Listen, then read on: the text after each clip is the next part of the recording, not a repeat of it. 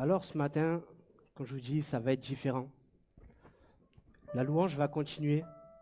J'aimerais qu'on reste vraiment dans cet esprit de louange, d'adoration à notre Dieu.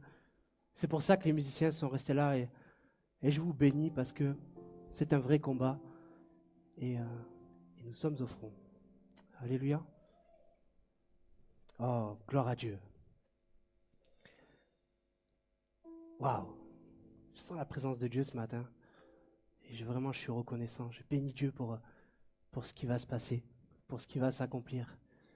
Parce que Dieu est bon, Dieu est fidèle, Dieu est juste, Dieu est extraordinaire, Dieu est grand. Mais Dieu est aussi proche de nos cœurs. Ce Dieu fait un cœur à cœur avec nous. Et la louange, c'est le moyen qu'il a choisi aussi de vivre cette relation entre nous et lui. Je voudrais commencer par prier pour ce temps vraiment. Je voulais introduire la prédication par la louange.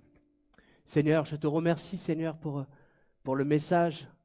Je prie, Seigneur, que tu prennes toute la place sur cette scène, que tu sois le seul qui soit glorifié en ce lieu.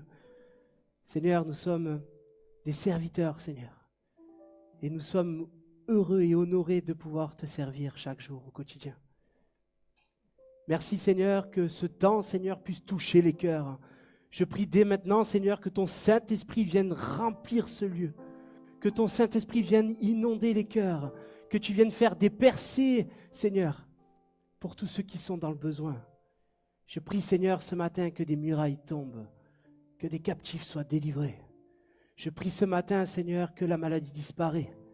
Je prie ce matin, Seigneur, qu'à travers cette prédication, la louange qui va suivre, qu'une œuvre extraordinaire se passe en ce lieu.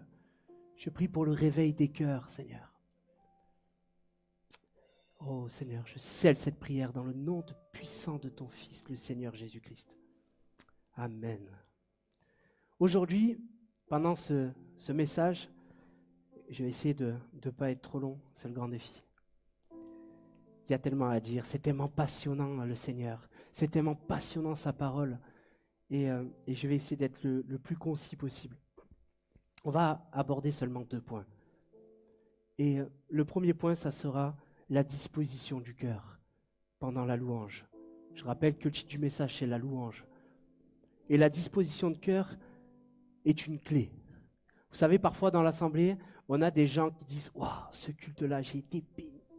Et il y en a d'autres qui vont dire « Moi, rien du tout ».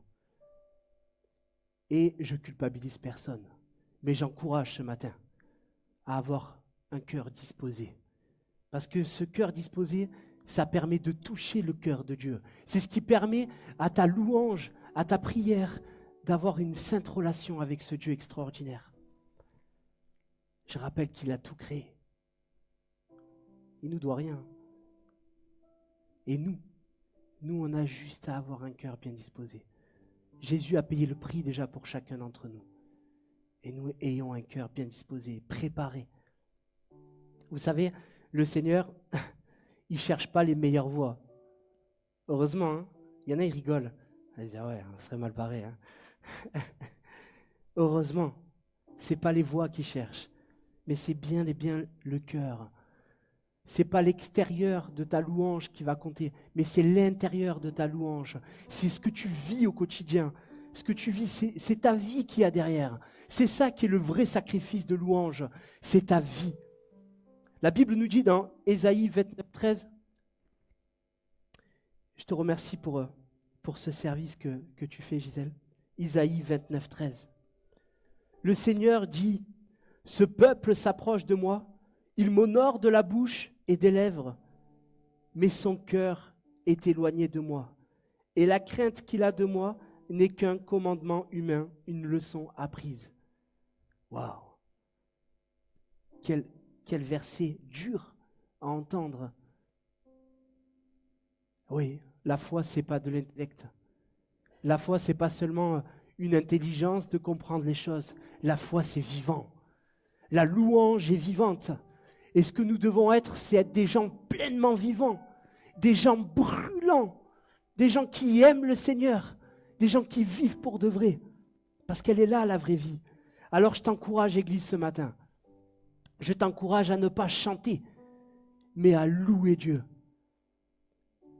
Il faut que tu vives ce moment d'une manière intense. Tout le but de mon message, c'est que quand on va passer à ce moment-là, tu sois transformé, que tu sois préparé à vivre quelque chose d'extraordinaire. Parce que Dieu veut le faire. Et je compte sur lui. Il faut que tu vives d'une manière intense les choses et sainte. Parce que notre Dieu est saint. Mon épouse me rappelait que louer le Seigneur, c'est prier 2 fois. Et que il y a quelque chose qui a changé dans sa vie pour mon épouse. Et comme vous savez, c'est elle qui gère la louange à l'église. Quelque chose a changé dans sa vie le jour où elle a compris qu'à chaque mot qu'elle prononçait était une puissante prière. Que chaque mot qu'elle prononçait était une puissante prière. C'est ce qui a permis d'un coup qu'elle vive la louange. Pas seulement extérieure, mais intérieurement. Que tous les chants qu'elle proclamait pénétraient l'intérieur de sa vie. Que tous les chants qu'elle louait le Seigneur étaient une véritable adoration pour ce Dieu 3 fois saint. Et sa louange a changé. Et c'est ce que nous devons proclamer. Et c'est vraiment le partage que je te souhaite ce matin. Vis, comprends. Tout ce que tu proclames est une vraie prière à un Dieu qui écoute et qui connaît et qui sonde ton cœur. Il faut que tu vives la louange. Oh, sinon, on fait que des karaokés vides et creux. C'est pas ce que nous cherchons. Parce que l'équipe de louange, c'est pas une prestation qu'ils propose. On n'est pas dans un concert. L'équipe de louange n'est pas là pour faire que du technique et quelque chose de merveilleux et joli à entendre, bien harmonisé. Évidemment, c'est agréable à nos oreilles, mais c'est pas seulement ça. L'équipe de louange, toute la semaine, doit se préparer dans la prière, la louange, le jeûne, pour vivre le dimanche. Ça commence dès le dimanche à la fin du culte, pour le dimanche d'après. L'équipe de louange se prépare. Elle sacrifie. Mais ce sacrifice est doux et léger. En retour, cette équipe permet de vous transmettre la présence de Dieu. Et elle leur permet à elles aussi de vivre intensément leur vie de prière, comme des vrais adorateurs, des vraies adoratrices dans le Seigneur, en esprit et en vérité. Oh Seigneur, nous devons vivre cette profondeur de louange. Nous devons vivre, je vais le répéter aujourd'hui, jusqu'à que ça rentre. On va faire un petit point, un enseignement sans être trop long. Je ne vais pas prendre tous les mots que la Bible nous donne pour la louange dans sa parole, car ils sont nombreux. Et on se rend compte que quand on entend le mot louange, et je vous encourage à le faire, petit défi. Cherchez dans la Bible tous les mots qui est employé pour la louange. Et vous vous rendrez compte que la louange, ce n'est pas seulement chanter Dieu. C'est acclamer Dieu. Yuda, en hébreu. C'est crier. Et le mot louange nous vient du latin laudar, qui signifie faire des éloges, prouver par des paroles la valeur de quelqu'un. Louer, en français, c'est un verbe d'action, les amis. C'est un verbe d'action, comme marcher. Voyez, pas dire marcher, je ne marche pas. Louer, c'est pareil, c'est un verbe d'action. Et nous devons être en action. Notre louange doit être active. Elle doit élever Dieu pour tout ce qu'il accomplit dans nos vies. Si tu es rassemblé là comme moi, c'est parce qu'un jour Dieu t'a touché. Un jour Dieu a fait témoignage dans ta vie. Un jour Dieu est venu te sauver des ténèbres. Un jour Dieu t'a donné la vie en abondance. C'est pour ça qu'il mérite d'être loué au plus haut des cieux.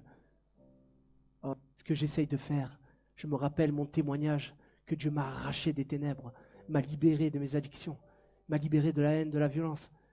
Je loue Dieu que je suis en paix aujourd'hui. C'est un acte de foi, de reconnaissance, de soumission qui manifeste ta relation avec Dieu, ce Dieu extraordinaire.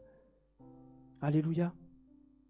Dans l'Ancien Testament, comme je vous disais, ça pouvait être un cri individuel ou un chant collectif qui unissait le peuple de Dieu.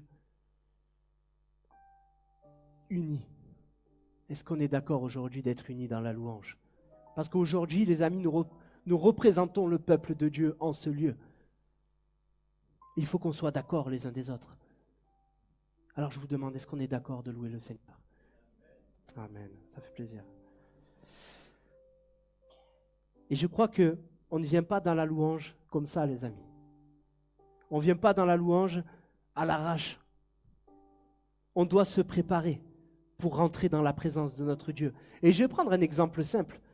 Si demain, tu es convoqué chez le juge, je pense à mon frère Zach qui est avocat, il n'y va pas en tongs et en survette. Il met sa robe et il y va pour se présenter devant le juge, il faut la robe. Surtout si on est en audience.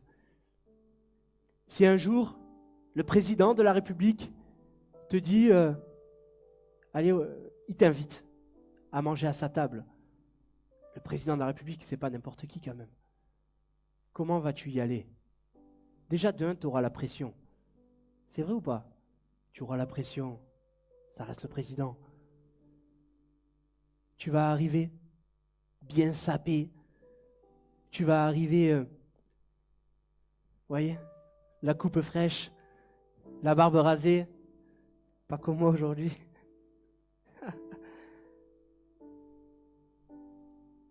Parce qu'il y a un protocole. Il y a un protocole que tu vas mettre en place.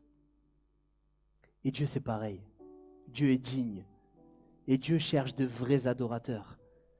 Jésus nous rappelle dans Jean 4, verset 23. Jean 4, verset 23 nous dit, « Mais l'heure vient, et elle est déjà là. » Il y a 2000 ans, l'heure était déjà là, les amis. Où les vrais adorateurs adoreront le Père en esprit et en vérité. En effet, ce sont là les adorateurs que recherche le Père. Ce sont là les adorateurs que recherche le Père. Le Père recherche des adorateurs en esprit et en vérité. Et gloire à Dieu que tout le monde soit comme cela dans ce lieu. Gloire à Dieu que tu sois un adorateur en esprit et en vérité. Libre. Libre. Vous savez, être un adorateur, c'est pas seulement le faire, c'est l'être. Être un adorateur, c'est pas seulement pendant la louange. La louange de notre vie, c'est tous les jours. Nous sommes un sacrifice de louange agréable à notre Dieu. La louange doit vivre dans ta vie. Alors je le répète, c'est pas faire, mais c'est être. Et bien sûr, c'est pas une question de vêtements, les amis. C'est un parallèle que je faisais. Ce n'est pas une question de vêtements et ni de tenue, mais bien de cœur. Tout vient de là, les amis. Tout vient d'ici. Oh, ne crois pas que tu as besoin de faire des 100 et des 1000 pour toucher le cœur de Dieu. Dieu te demande juste d'être sincère dans ce que tu fais. Ta louange, tu dois préparer ce moment. Quand tu viens le dimanche matin louer avec tes frères et sœurs, tu dois préparer ce moment dans ton cœur. Oh, moi je prie Seigneur à chaque fois. Je prie Seigneur que tu viennes nous visiter. Pas seulement moi, mais tous mes frères et sœurs. Je prie Seigneur qu'il y ait du changement. Qu'il y ait, Seigneur, pour tous ceux qui sont dans la détresse, que tu viennes les délivrer. Voilà ma prière pour vous les amis. Je prie parce que je vous aime. Et je sais que Dieu vous aime. Et je comprends que la louange est une clé pour chacun d'entre nous, pour se sortir de notre mal-être. Vous savez, je veux rappeler que Jésus-Christ nous a rendus saints et justifiés à la croix. Nous n'avons pas besoin de nous élever à un rang que Dieu ne nous demande pas. La seule chose que Dieu nous demande, c'est d'être sincère, de venir avec un cœur de repentance, de préserver ta sainteté, de préserver ta justification. Parce que Jésus-Christ nous a justifiés à la croix de Golgotha. Jésus-Christ nous a justifiés. Tu es saint, tu es justifié, tu es pur, irrépréhensible devant les yeux de Dieu. Parce que Jésus-Christ est mort à la croix pour toi et moi. Oh Seigneur, merci. Nous devons entretenir cela par la confession de notre péché à Dieu et essayer de marcher comme le Fils de Dieu a marché sur cette terre. Nous devons être à l'image. Nous appelons des chrétiens C'était à la base une moquerie. Des petits Christ, ça voulait dire. Oh, ça ne me dérange pas d'être un petit Christ. Ça ne me dérange pas. Bien au contraire, parce que mon Dieu est tellement grand. Je pourrais dire comme Jean-Baptiste, je ne suis pas digne de délier ses sandales. Oh, Dieu est bon. Alors préparons nos cœurs. Parce que c'est ton intimité qui va révéler ta louange. Proverbe 4, 23 nous dit, et j'aime bien ce passage, et je le répète souvent, parce que je suis sûr et certain que ce passage est une clé pour nous. Proverbe 4, 23. Et dit, garde ton cœur plus que toute autre chose, car de lui jaillissent les sources de la vie. Oh, garde ton cœur. Oh, prends soin de toi. Garde ton cœur. Prends soin de toi. Tu as de la valeur. Tu es important. Tu es importante. Tu as de la valeur. Garde ton cœur. Ne le laisse pas se détruire. Ne laisse pas les autres lui faire du mal. Ne laisse pas ton cœur entre les mains de n'importe qui. Préserve ton cœur. Car c'est l'outil principal de tes prières. C'est l'outil principal de ta louange. C'est l'outil principal qui te permet de marcher scellé. Cœur de vaillants héros, robuste, courageux. Parce que tu es fort, tu es forte, tu es courageux, courageuse. Tu as de la valeur, tu es extraordinaire. Dieu t'aime parce que tu es unique dans ce monde. Prends conscience que tu es unique et tu verras que ton regard doit changer sur ta vie. Loue avec le sourire, loue avec joie. Et je fais une petite parenthèse, parce qu'on entend souvent des fois ces choses comme ça. Mais on ne peut pas dissocier l'émotion du cœur du vrai adorateur. Nous ne pouvons pas dissocier l'émotion, parce que nous louons avec tout notre être. Notre esprit loue, notre âme loue, et notre âme est le siège de nos émotions. Notre âme, quand on dit que nous bénissons, que nous ordonnons à notre âme de bénir l'Éternel, je dis à mon âme, c'est le chant qui dit « Oh mon âme, bénis l'Éternel, oh mon âme, bénis l'Éternel. » Ton âme est le siège de l'émotion. C'est normal que quand tu loues, des larmes coulent. C'est normal que quand tu loues, des sourires s'éclaboussent dans ton visage. Parce que ton âme est vivante et elle vit quelque chose. Alors ne sois pas gêné. J'ai déjà pleuré dans la louange de peine parce que mon cœur était lourd et la louange m'a délivré. J'ai déjà loué le Seigneur, grand sourire, en sautant de joie, en criant de toutes mes forces parce que j'étais reconnaissant, j'étais dans la joie. J'ai béni mon âme qu'elle loue l'Éternel.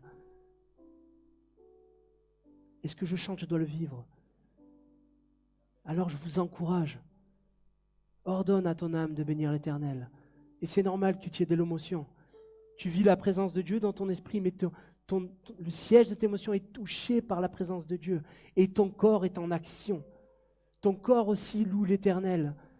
Ton corps aussi loue l'Éternel.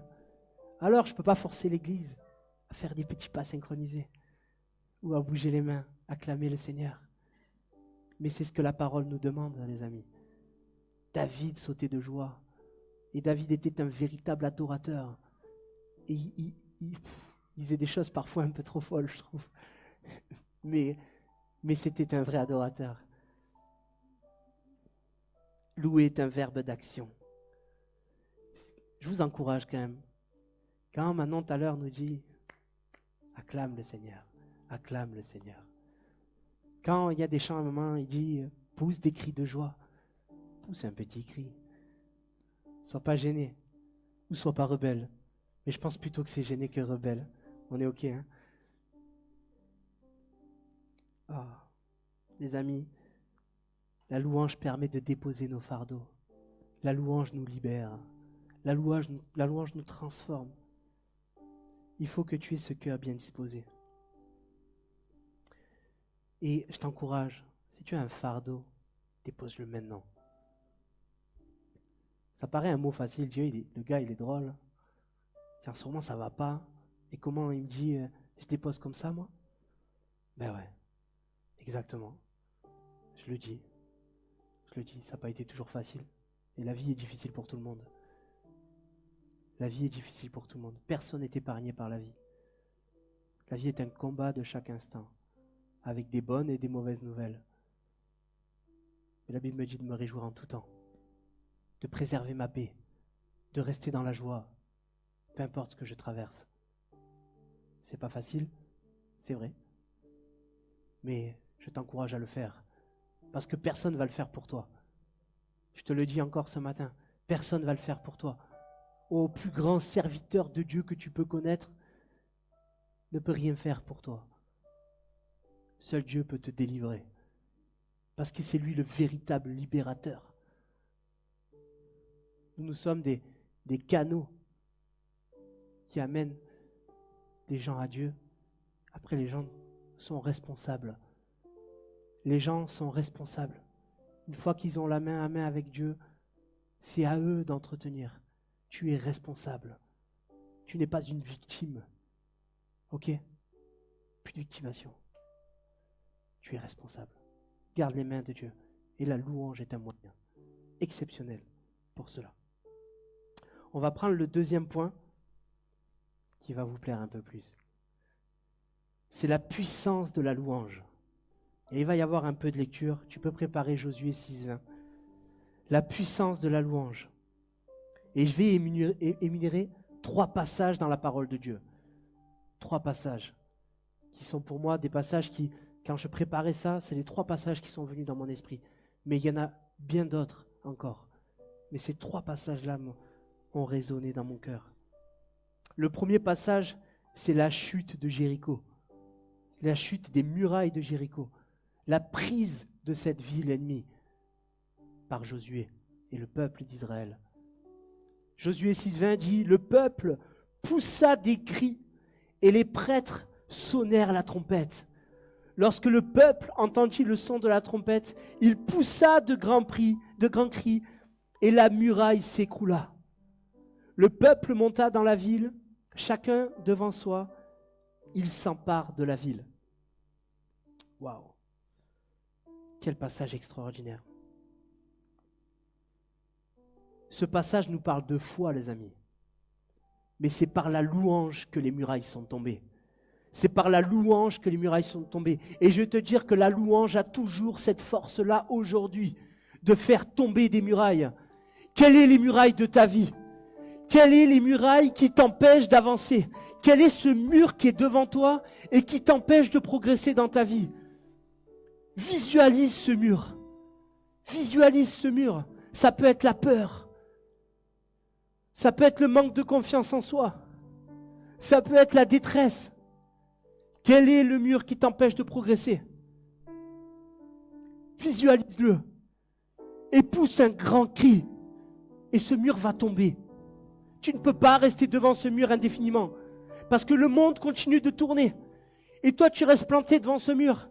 Alors que la Bible nous dit, pousse des grands cris. Loue l'Éternel qui fera tomber cette muraille. Et tu pourras continuer ta marche et avancer. Tu ne peux pas rester devant ce mur indéfiniment. Nous avons un deuxième passage. La louange remporte des combats, les amis. Jéricho est tombé par la louange. C'était un combat remporté. Le deuxième passage, c'est un passage que notre pasteur aime bien. Il a déjà prêché dessus. C'est 2 Chroniques 2. Et je vais prendre pas mal de versets, du verset 13 à 25. Chronique 20, pardon, je n'ai pas mis le 0. 2 Chroniques 20, 13, versets 13 à 25. Tous les Judéens se tenaient debout devant l'Éternel, y compris leurs jeunes enfants, et les femmes et leurs fils. Alors l'Esprit de l'Éternel reposa au milieu de l'assemblée, sur Jacaziel, fils de Zacharie, et descendant de Benadja, Jéhiel et Matania. C'est un lévite, un descendant d'Azaph. Jacaziel dit, « Soyez attentifs, vous tous, Judéens et habitants de Jérusalem, et à toi, roi Josaphat. Voici ce que dit l'Éternel. N'ayez pas peur. Je te dis ce matin, n'ayez pas peur. Et ne vous laissez pas effrayer devant cette foule nombreuse. Les amis, c'est ce que nous vivons aussi.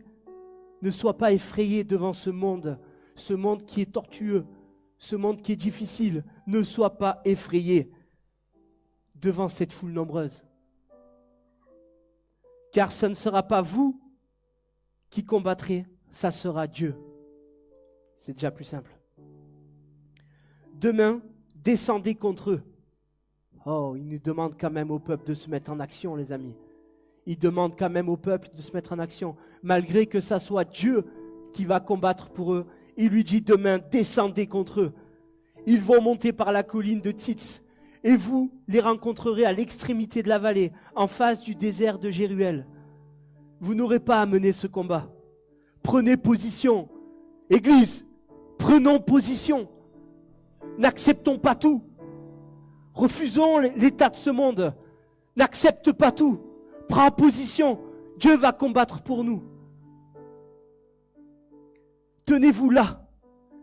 Et vous verrez la délivrance que l'Éternel vous accordera. Juda et Jérusalem, n'ayez pas peur. Ne vous laissez pas effrayer. Demain, sortez à leur rencontre et l'Éternel sera avec vous. Josaphat s'inclina, le visage contre terre, et tous les Judéens et les habitants de Jérusalem tombèrent devant l'Éternel pour pleurer.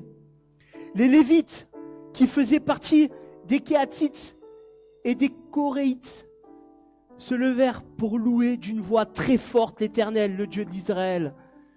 Ils se levèrent pour louer d'une voix très forte le Dieu d'Israël. Ils n'ont pas encore vu la victoire, mais ils ont foi et confiance que la victoire va arriver. Alléluia, c'est ce que nous allons faire après. Le lendemain, ils se levèrent tôt et ils partirent pour le désert de Tekoa. Au moment de leur départ, Josaphat se tint debout. Ça, c'est le leader, le roi d'Israël. Écoutez-moi, Judéens et habitants de Jérusalem, ayez confiance en l'Éternel, votre Dieu, et vous serez affermis. Ayez confiance en ses prophètes, et vous réussirez. Puis, comme je disais tout à l'heure, en accord avec le peuple. Il n'a pas pris la décision tout seul. Il était en accord avec le peuple. Tout le monde était OK. Peut-être que beaucoup d'entre eux avaient peur. Parce que le contexte de cette histoire, c'est qu'ils vont être écrasés, détruits. C'est qu'il y a en face d'eux et démultiplié par rapport à ce qu'ils ont eux. Ils vont perdre. Le peuple va être anéanti. Ils avaient peut-être peur. La guerre, ça fait peur. Mais le peuple était d'accord. Il désigna des musiciens. Tiens, en voilà 2. Couverts d'ornements sacrés. Aujourd'hui, ces ornements, c'est le revêtement du Saint-Esprit sur nos vies. Voici le revêtement que nous avons besoin. Voici l'ornement que nous avons besoin. Le Saint-Esprit dans notre vie.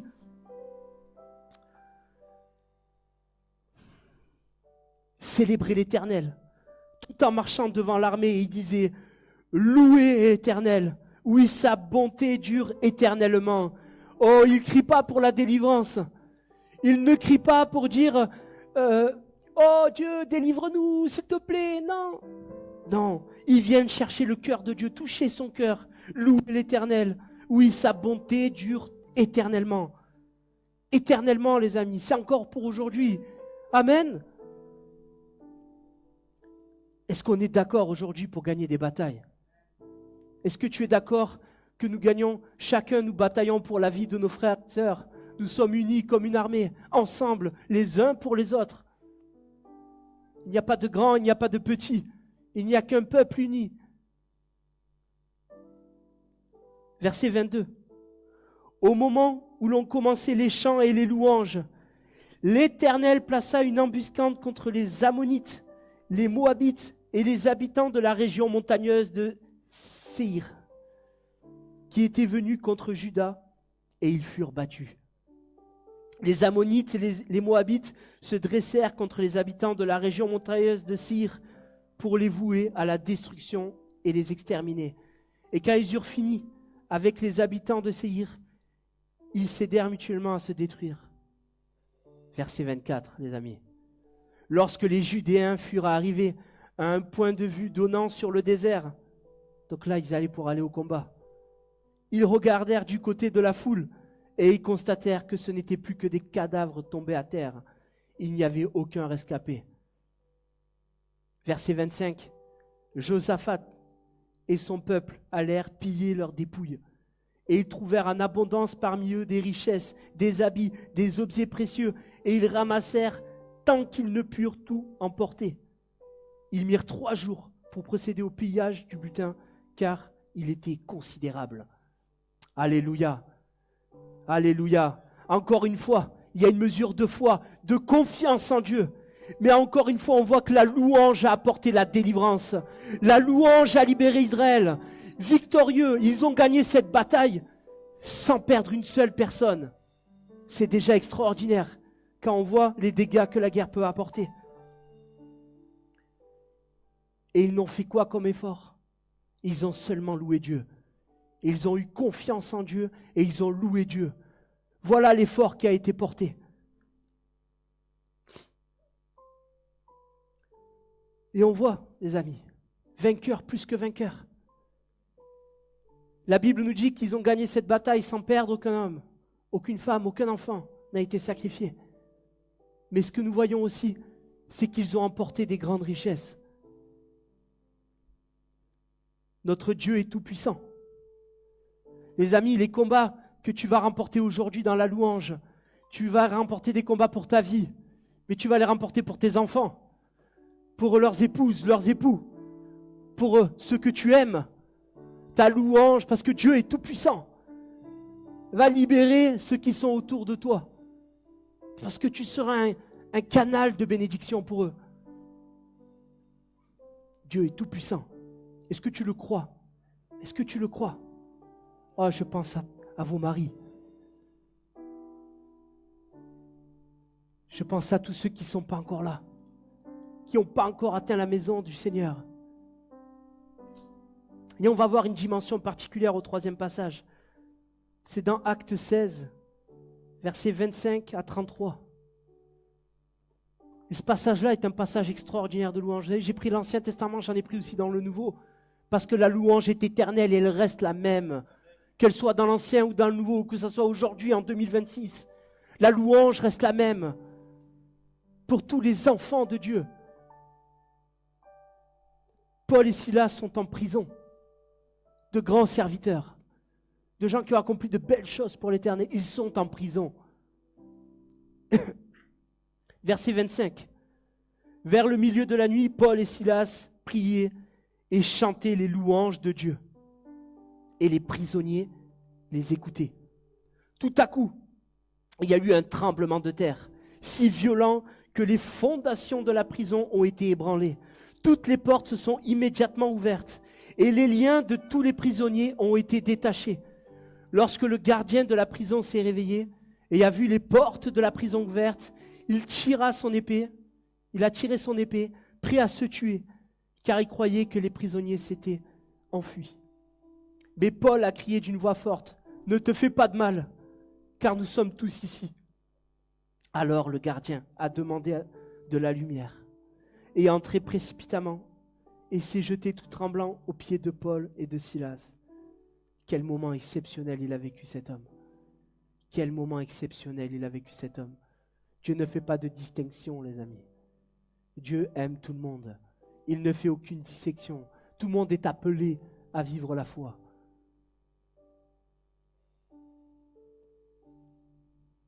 Il lui pose une question extraordinaire. Il les a fait sortir et a dit, « Seigneur, que faut-il que je fasse pour être sauvé? » Annonçons. Paul et Silas ont répondu, « Crois au Seigneur Jésus-Christ et tu seras sauvé, toi et ta famille. » Parce que Paul et Silas, ils ont la foi.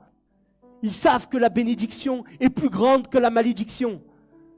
Ils savent que la lumière a toujours remporté contre les ténèbres. Et facile, il dit, « Toi et toute ta maison sera sauvée. » Si tu crois au Seigneur Jésus-Christ de tout ton cœur, toi et toute ta maison sera sauvée. Je t'encourage ce matin, pour celui qui prie depuis longtemps, toi et toute ta maison sera sauvée. et ils lui ont annoncé la parole du Seigneur, ainsi qu'à tous ceux qui étaient dans sa maison. Verset 33, à cette heure-là de la nuit, le gardien les a amenés pour laver leurs plaies. Et il a immédiatement été baptisé, lui et tous les siens. C'est incroyable. Incroyable, gloire à Dieu. La louange a libéré Paul et Silas de leurs liens, parce qu'ils étaient tellement, à l'époque, les Romains avaient peur quand même de ces serviteurs. Ils les ont enfermés et ils les ont liés pieds et mains. Paul et Silas étaient dans une condition très mauvaise. L'exemple de Paul et Silas, c'était difficile, ils sont dans le combat. Et qu'est-ce qu'ils ont trouvé à faire? Prier et louer Dieu. Oh, ça a dû tellement plaire au cœur de Dieu. Dieu, il a dû être ému de compassion quand il a vu ça. Je ne peux pas laisser mes enfants comme ça. Voici que ça va être un témoignage extraordinaire que nous annonçons encore en 2026. Le témoignage de cette histoire merveilleuse. Ils ont été libérés de leur barreau de prison. Et je te pose une question ce matin. Quelle est ta prison? Quels sont encore les liens qui te tiennent? Qu'est-ce qui ne va pas? Qu'est-ce que, dans ton caractère, tu n'arrives pas à changer? Tu n'arrives pas et ça te fait du mal. Quelles sont les prisons de ta vie? Quelle est l'addiction qui te tient encore? Qu'est-ce qui te fait du mal? Qu'est-ce qui t'empêche de progresser et que tu es lié comme ça? Tu as du mal à y aller? Oh, je veux te dire qu'il y a une solution. Prie et loue l'Éternel et il te délivrera.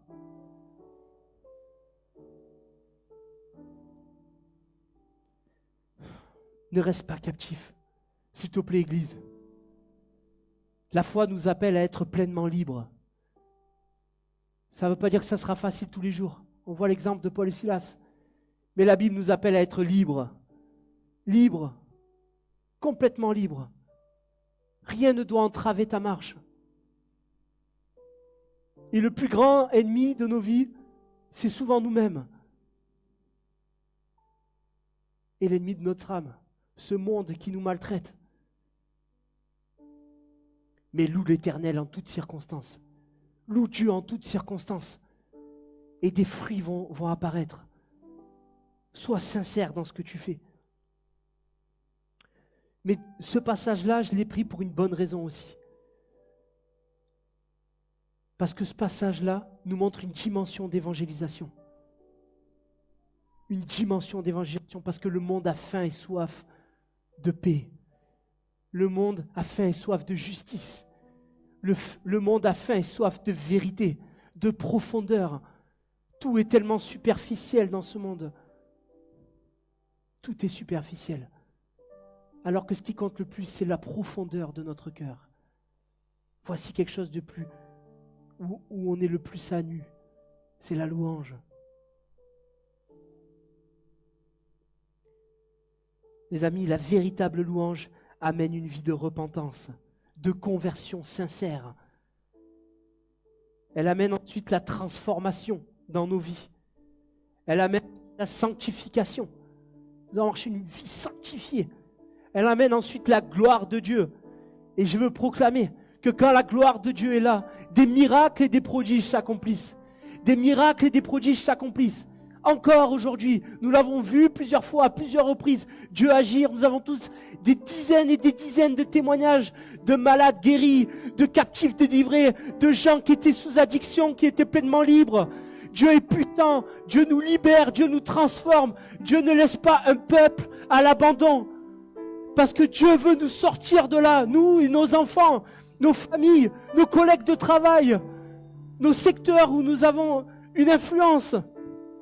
Dieu veut apporter la paix et la justice, la sincérité. Sois fort. La louange nous permet de gagner des âmes. Elle transforme ce qui était mort en vie. Qu'est-ce qui est mort aujourd'hui dans ton cœur? Qui était en vie hier? Qu'est-ce que tu as perdu? Oh, la Bible nous parle de notre premier amour. La Bible nous parle de ce premier amour que nous avons perdu. Rappelle-toi comment tu marchais si bien. Rappelle-toi que tu marchais si bien. Rappelle-toi. Loue l'Éternel. Que Dieu vienne envahir ton cœur, toute ta vie. Oh, qu'il te redonne comme l'aigle une deuxième jeunesse.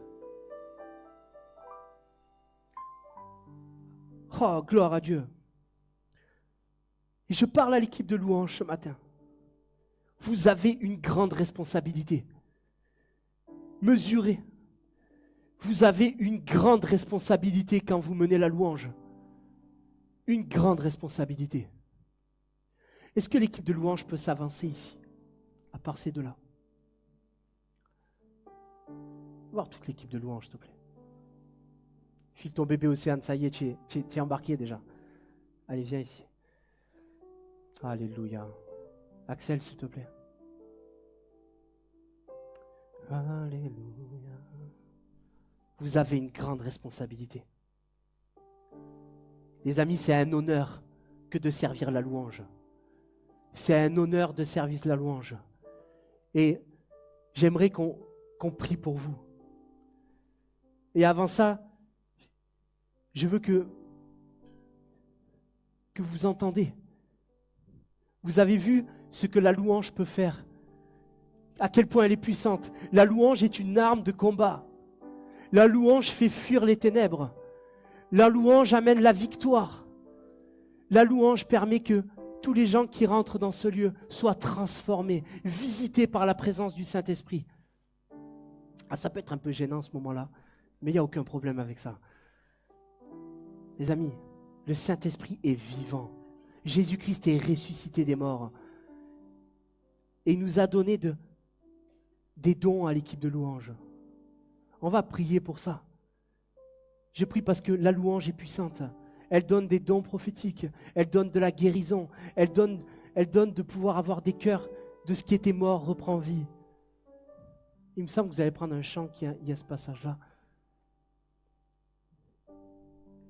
Quand vous le proclamez, proclamez-le comme une prière puissante. Parce que vous êtes puissant. Vous êtes comme ce peuple qui était mis à part. Dans le peuple d'Israël, c'était les Lévites qu'on mettait à part pour le service de la louange, pour le service du temple, parce qu'ils étaient précieux. Et vous êtes précieux. Vous savez, préparez-vous. Pour ceux qui débutent dans la louange, préparez-vous. Que ça soit même pour la sono.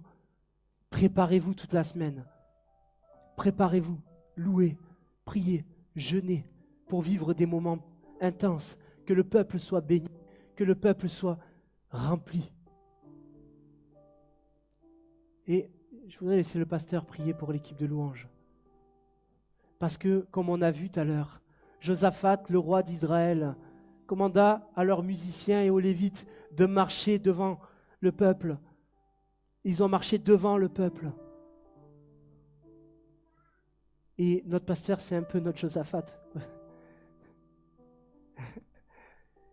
Parce qu'il est le leader que l'Église a voulu mettre, que le Seigneur a mis sur cette assemblée. Nous sommes aux bénédictions de ces prières. Alléluia.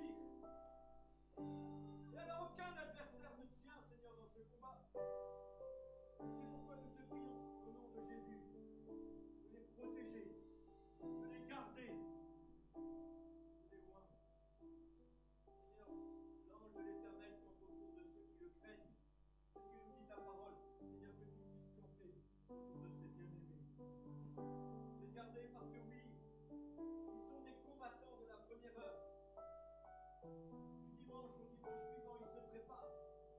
Seigneur, je te demande de leur faire grâce. Accorde-leur des bénédictions. Seigneur, que le temps que nous pourrions imaginer perdu à travailler, à répéter, à faire de la musique, soit en réalité un temps gagné. Parce que des bénédictions vont couler sur leur vie, non seulement sur eux, mais aussi sur leur famille, sur leur entourage, sur leur voisinage. Père, nous le proclamons au nom de Jésus. Que ta gloire descende dans ce lieu et que cette équipe soit un instrument entre tes mains. Merci pour qui tu es, roi des rois, Seigneur des seigneurs. Tu es l'objet de notre adoration, de notre dévotion. Nous t'adorons, Jésus. Nous te remercions, Père éternel. Soit toute la louange et la gloire, Saint-Esprit. Soyez maintenant. Amen. Je vais laisser l'équipe de louanges se monter sur scène. Oh, j'espère que ce message t'encourage. J'ai été un petit peu long. J'espère que ce message t'encourage. Je profite qu'il ne me regarde pas.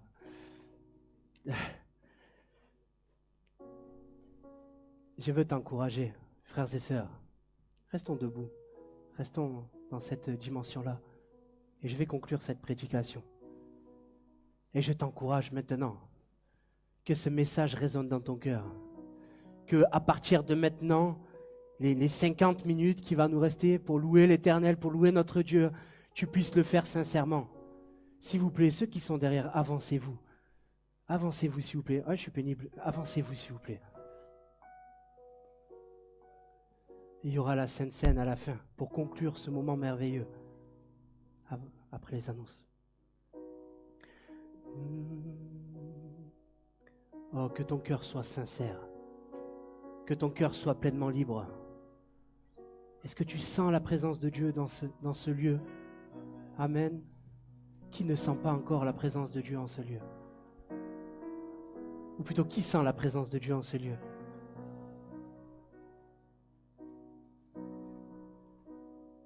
Alléluia. Seigneur, je te remercie pour ce moment. Seigneur, nous déposons tout à tes pieds pour seulement t'honorer, te glorifier, te bénir. Nous voulons, Seigneur, être des instruments à nous-mêmes. Merci pour l'équipe de louanges, Seigneur. Merci pour ce peuple rassemblé. Je prie, Seigneur, que des murailles tombent, que des guerres soient remportées, que les barreaux des prisons et les liens enchaînés soient explosés maintenant dans le nom de Jésus-Christ. Je proclame, Seigneur, une vague de ton esprit. Seigneur, tu entoures ce lieu de ta présence. Je prie, Seigneur, que ta gloire soit manifestée en ce lieu. À travers cette louange, Seigneur, je proclame la gloire de ton esprit. Je proclame un feu, Seigneur éternel, qui ne s'éteint pas. Je proclame, Seigneur, que ta présence sera palpable, Seigneur. Que celui qui ne t'a jamais senti ni vécu puisse te vivre maintenant d'une manière intense. Je prie que des dons soient délivrés dans la louange. Je prie pour qu'il reçoive le don du parler en langue. Je dis qu'il reçoit, Seigneur, je proclame pour des dons, Seigneur, particuliers pour ton Église. Je proclame que ton feu se répande à travers cette louange. Seigneur, cet appel, c'est toi qui le fais. Je prie qu'à travers cette louange, tu viennes, Seigneur, visiter tous les cœurs en même temps, Seigneur. Et que tu fasses tomber ce qu'il y a à faire tomber. Délivre, Seigneur, souffle sur eux un vent de victoire et de justice. Je proclame, Seigneur, que rien ne sera pareil après ce moment-là. Oh, je bénis ton nom, Seigneur Jésus-Christ. Je te rends gloire, Père. Je te rends gloire, Fils de Dieu, qui nous a sauvés et délivrés. Je te rends gloire, Saint-Esprit, pour l'œuvre que tu es en train de faire maintenant. Oh, gloire à ton nom, Seigneur. Alléluia.